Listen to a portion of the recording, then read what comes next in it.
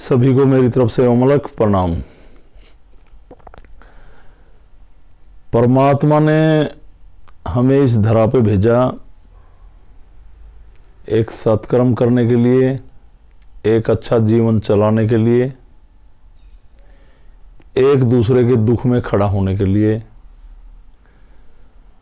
एक दूसरे के काम आने के लिए, नेक कर्म करने के लिए। हमें परमात्मा ने दिया इतना बड़ा वनस्पति जगत, जल, वायु, अग्नि, इस धरा पे हम रह रहे पृथ्वी, और आकाश से ना जाने अमृत के रूप में बरसात होती है, जिससे इस पृथ्वी पर बहुत सारा अन्न उपजता है, पेड़ पौधे जन्म लेते हैं, जिसका इस्तेमाल हम अपने जीवन में लकड़ी के रूप में प्रयोग कर रहे हैं। उनसे हमें फल मिलते हैं, उनसे हमें औषधियाँ मिलती हैं। इस महिमा को नहीं समझते लोग कि परमात्मा ने हमारे ऊपर कितनी कृपा की, फिर भी इनकी इच्छाएं और चाहत पूरी नहीं होती। इतना सारा परमात्मा ने हमें फ्री में दिया, इतने सारे पेड़ पत्तियां, जिसको ज्ञान हो इतनी जड़ी बूटियों को फ्री में इनसे पा सकता है। एक स्वच्छ हवा जिससे हम जी रहे, पानी एक अनमोल तत्व जो हमारे जीवन में बहुत बड़ी, अग्नि तत्व, अग्नि जिसके द्वारा हम अपना जीवन चला रहे, खाना पका रहे, न जाने किस किस काम में इसको ले रहे हैं हम।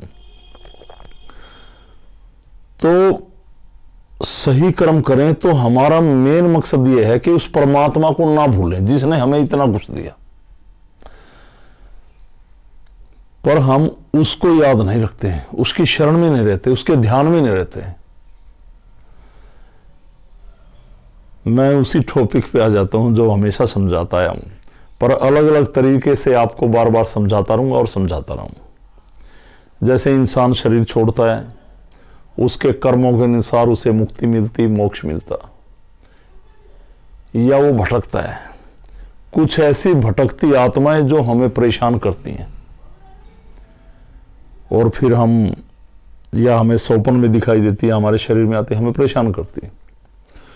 हम उन आत्माओं से परेशान होकर काफी तांत्रिकों के पास जाते, कहीं पे हम किन्हीं विद्वानों को दिखाते ये आत्मा में परेशान कर रही है, और वो उन्हें कपड़े देने के लिए कहते, उनको मानो ऐसे स्थान बना दो। काफी ऐसे जिनको हम पितर मान जाते हैं या अपने देवता मानते हैं, या भाई अच्छी आत्मा आ रही थी, उनका अनुष्ठान कराते हैं कोई कोई, और उनको भोज कराते हैं, उनका पितृ भोज वगैरह बोलते हैं उसको आप। और वो आत्माएं हमारे माँ में, बहनों में, बाप में, भाई में, बुजुर्गों में, किसी में भी, काफी लोगों में देखा, शरीर में आके बोलती हैं। और हम परमात्मा की शरण को छोड़कर उनकी बातों पे विश्वास करने लग जाते हैं, कर्म करना छोड़ देते हैं सभी, जो कि परमात्मा की शरण में करने चाहिए। पर उन पितरों पे, पितर तो मैं उनको नहीं कहूंगा, उन आत्माओं पे, अब जैसे मान लिया हमारे बाप में एक पितर बोल रहा है, किसी के भी एक भाई में बोल रहा है, माँ में बोल रहा है, पर माँ, भाई, बाप की अगर मृत्यु हो जाती है, फिर वो किस में बोलता है? फिर नहीं बोलता। फिर कहते हैं बस जी हमारे पिताजी में बोलता था, ये सारे काम सिद्ध हो जाते थे, अब नहीं होते हैं, अब पिताजी भी बस दिखते हैं सपने में, सब खंड। और इन चीजों को लेके जिंदगी बीत जाती है, इन आत्माओं के पाठ कराते कराते, इनके पिंड भराते भराते, इनको भोग लगाते लगाते, पितर भोज कराते कराते, इनको शांत करते करते। जिन घरों में इनकी ये परेशानियां हैं, मुझे पता है वो लोग कितने परेशान हैं, क्योंकि हमारे कांटेक्ट में वो लोग आते हैं। तो मेरा सभी से यही आह्वान है, ये एक भ्रमित करने वाला रोग है, ये हमारे मनोबल को भी वीक करते, परमात्मा से दूर ले जाते हैं। इन आत्माओं के पीछे हम दौड़ते रहते, भटकती आत्माओं के। ये भटक रहे थे तो किसी ने बताया कि इसको स्थान दे दो, ये शांत हो जाएगा। और जो भटक रहा था, इसका मतलब उसने अच्छे कर्म तो किए नहीं, नहीं तो मुक्त हो जाता। और जिस इंसान ने अच्छे कर्म ना किए हों और वो भटक रहा हो, और आज के युग में आपने उसे पूजनीय बना दिया और उसके चक्कर में वो आपको भटका रहा है। समझना मेरी बात को आप। तो अलग परिवार से जुड़े ये जितने भी लोग हैं, शिव गोरखसिद्ध शक्तिपीठ से महाराज जी की कृपा में जितने लोग जी रहे, उनका ध्यान करते हैं, मैं तो सभी से ये कहूंगा आपके बच्चे आगे परेशान ना हो। देखो आगे जाके बच्चे बहुत एडवांस हो रहे हैं, पढ़ लिख रहे हैं, इन बातों में ना जाएं तो आप क्या करोगे। और ये ऐसा रोग लगा देते हैं शरीर में जिनको हो जाता है पता है, मेडिकल रिपोर्ट में नहीं आता, हमें मानसिक तौर पे परेशान कर देते हैं ये। तो मैं कह रहा हूं सीधा परमात्मा की शरण में रहें, इनको त्यागें।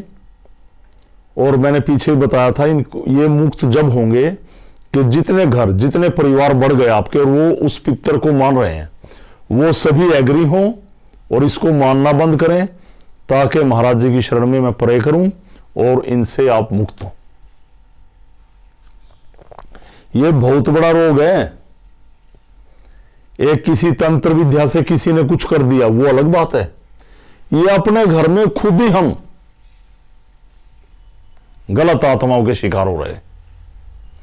तो मेरा यही कहना है, परमात्मा ने हमें जन्मा, उसने हमें बहुत कुछ दिया और हमारे कर्मानुसार हमें दे भी रहा है। तो आप उसकी शरण में आए, ध्यान लगाएं। परमात्मा ध्यान के अलावा कुछ नहीं था, उसका ध्यान लगाएं।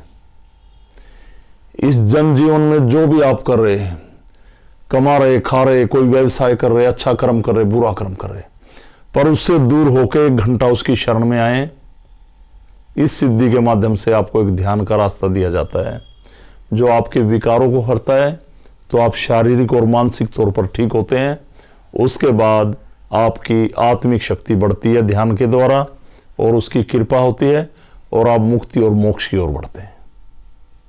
तो मेरा यही समझाना है जो मैंने समझाया, इस बात को समझना और इन बीमारियों से निकलो।